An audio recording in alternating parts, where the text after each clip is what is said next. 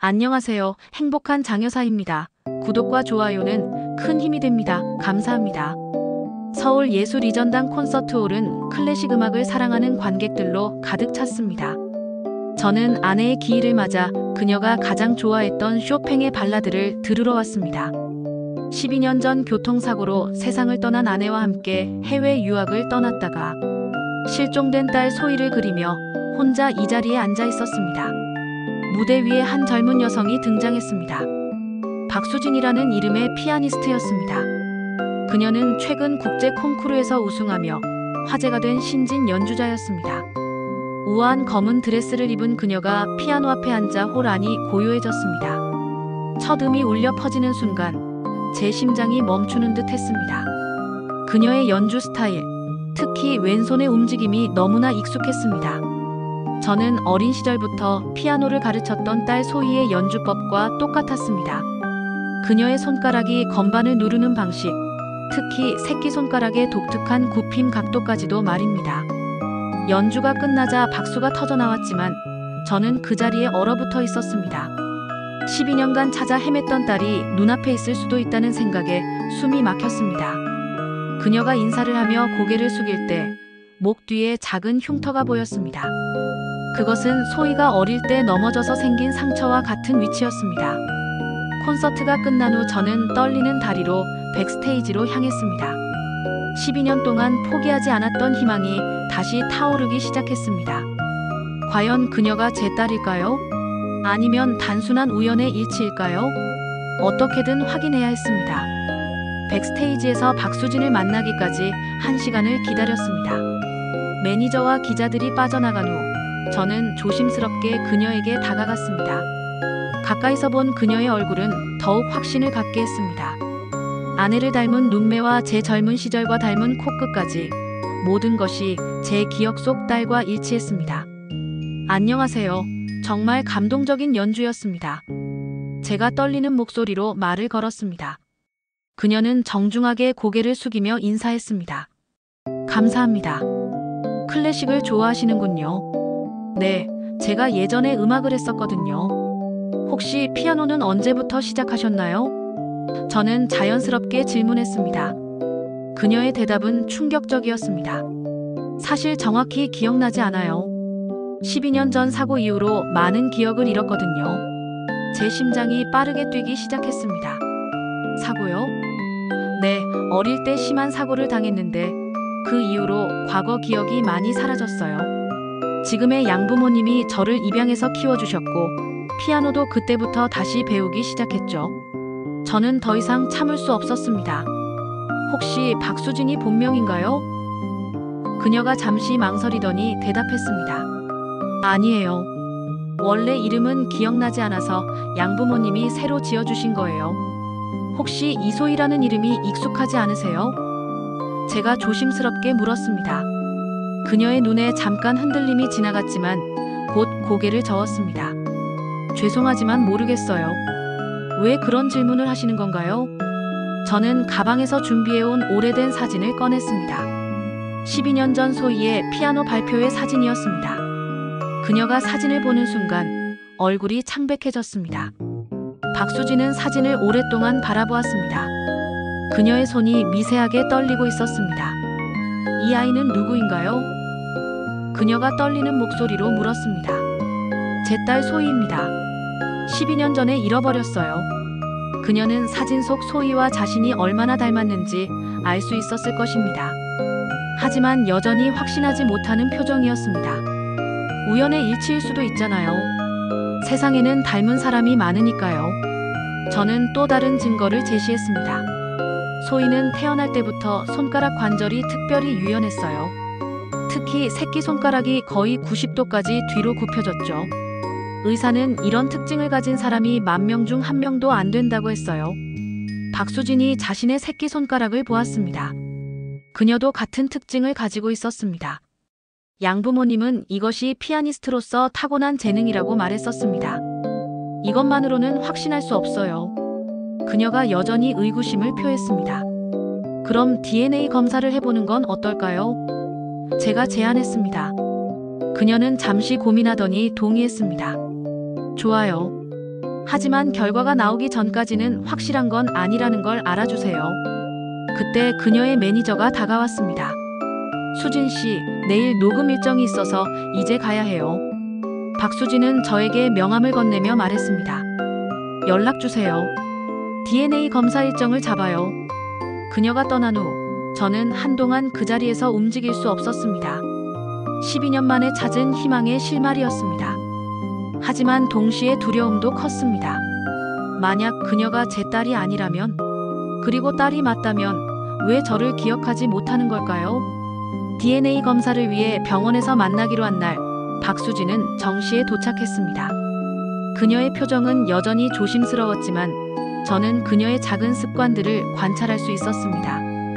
긴장할 때 왼쪽 귀를 만지는 버릇, 생각할 때 고개를 살짝 오른쪽으로 기울이는 것까지 모두 어린 소희와 똑같았습니다. 검사를 받는 동안 우리는 많은 이야기를 나누었습니다. 양부모님은 어떤 분들이세요? 제가 물었습니다. 정말 좋은 분들이에요. 아버지는 음악교사시고 어머니는 간호사세요. 저를 친딸처럼 키워주셨어요. 그럼 음악은 양아버지께 배우신 건가요? 네, 처음에는 제가 피아노를 잘 쳤다고 하시더라고요. 사고 이후에 기억을 잃었지만 손이 기억하고 있다면서 다시 가르쳐 주셨어요. 그녀의 말을 들으며 제 가슴이 아팠습니다. 소희는 4살부터 제게 피아노를 배웠고 정말 뛰어난 재능을 보였습니다. 사고로 기억을 잃었지만 근육이 기억하고 있었던 것 같았습니다.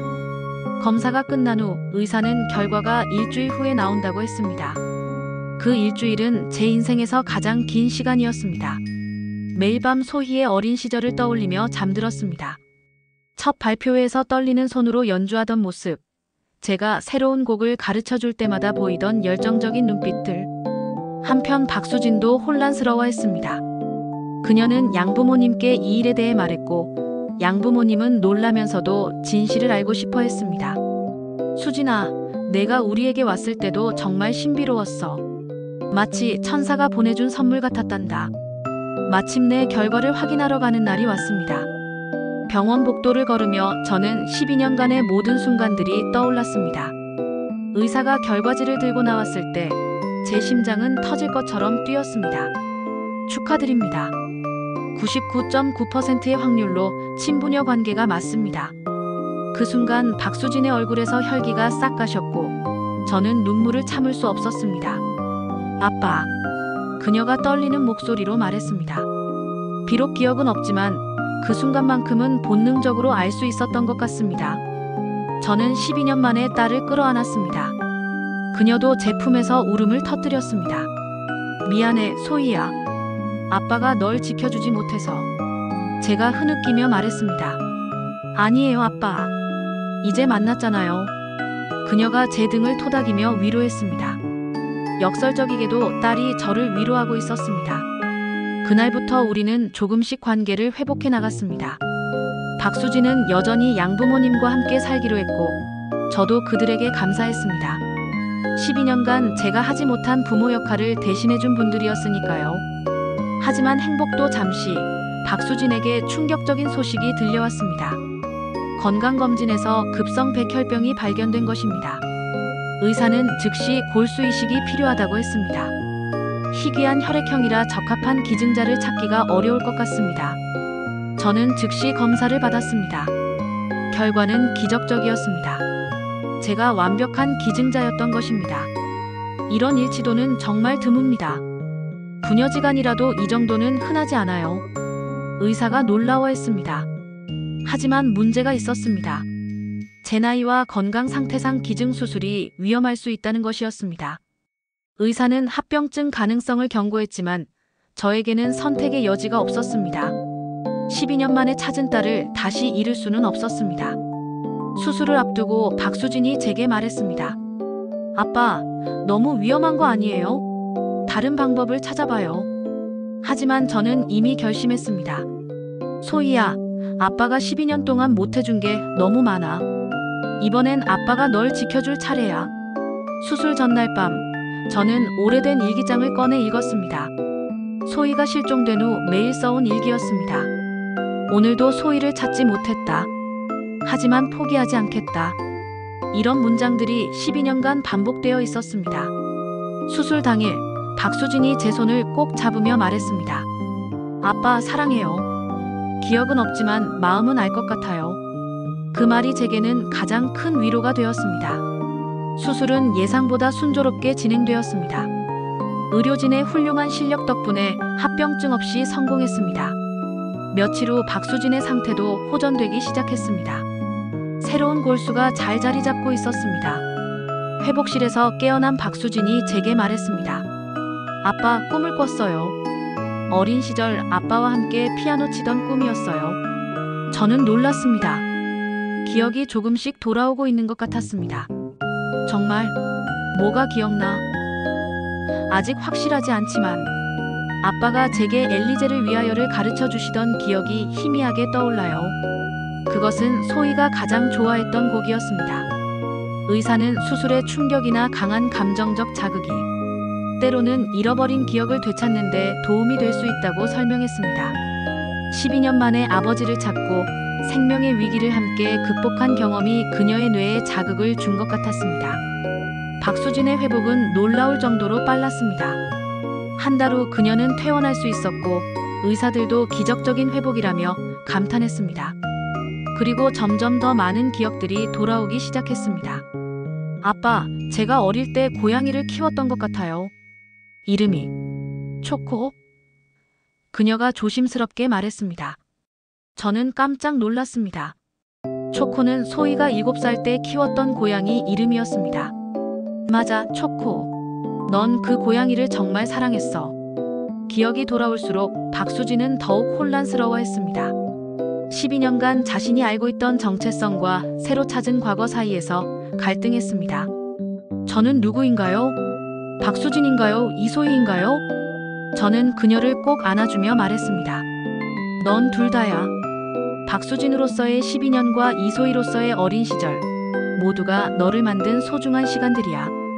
양부모님도 내 진짜 부모이고 나도 내 진짜 아빠야. 그 즈음 또 다른 기적이 일어났습니다. 박수진이 양부모님과 함께 저희 집을 방문했을 때 그녀가 갑자기 피아노 앞에 앉더니 한 곡을 연주하기 시작했습니다. 그것은 제가 소희에게만 가르쳐준 특별한 곡이었습니다. 이 곡, 아빠가 엄마를 위해 만드신 곡이죠. 그녀가 연주를 멈추고 말했습니다. 저는 눈물을 터뜨릴 수밖에 없었습니다. 그 곡은 아내를 위해 작곡한 곡으로 소희에게만 가르쳐준 비밀스러운 선물이었습니다. 완전히 기억이 돌아온 건 아니지만 음악을 통해서는 느낄 수 있어요. 아빠와 엄마의 사랑을요. 박수진의 말에 양부모님도 함께 눈물을 흘렸습니다. 그날 우리 4명은 정말 가족이 되었습니다. 혈연을 넘어선 진정한 가족 말입니다. 6개월 후 박수진은 완전히 건강을 회복했고 다시 무대에 설 수 있게 되었습니다. 그녀의 복귀 콘서트 날 저는 가장 앞자리에 앉아 딸의 연주를 들었습니다. 이번에는 혼자가 아니었습니다. 양부모님과 함께 앉아 있었습니다. 박수진이 연주한 마지막 곡은 제가 아내를 위해 만든 그 곡이었습니다. 관객들은 처음 듣는 곡임에도 불구하고 깊이 감동받는 것 같았습니다. 연주가 끝나자 기립박수가 터져 나왔습니다. 무대에서 내려온 박수진이 저에게 달려와 안겼습니다. 아빠, 엄마도 들었을까요? 당연히 들었을 거야. 하늘에서 우리를 지켜보고 계실 거야. 저는 딸을 꼭 끌어안으며 대답했습니다. 그날 저녁 우리는 모두 함께 식사를 했습니다. 박수진은 여전히 양부모님과 함께 살고 있었지만 주말마다 저를 찾아왔습니다. 때로는 기억의 파편들이 떠오르곤 했지만 더 이상 혼란스러워하지 않았습니다. 아빠, 저 이제 행복해요. 2번의 인생을 모두 기억할 수 있게 되어서. 박수진이 미소 지으며 말했습니다. 나도 행복해, 소희야. 아니, 수진아. 저도 웃으며 대답했습니다. 그 후 박수진은 국제적인 피아니스트로 성장했습니다. 그녀의 연주에는 특별한 감정이 있었습니다. 잃어버렸다가 되찾은 사랑, 생과 사를 넘나든 경험이 그녀의 음악에 깊이를 더해주었습니다. 저는 이제 알았습니다. 사랑은 기억보다 강하다는 것을. 12년의 공백도, 잃어버린 기억도 진정한 사랑 앞에서는 아무것도 아니었습니다. 제 딸은 돌아왔고 우리는 다시 가족이 되었습니다. 이번에는 더 큰 가족으로 말입니다.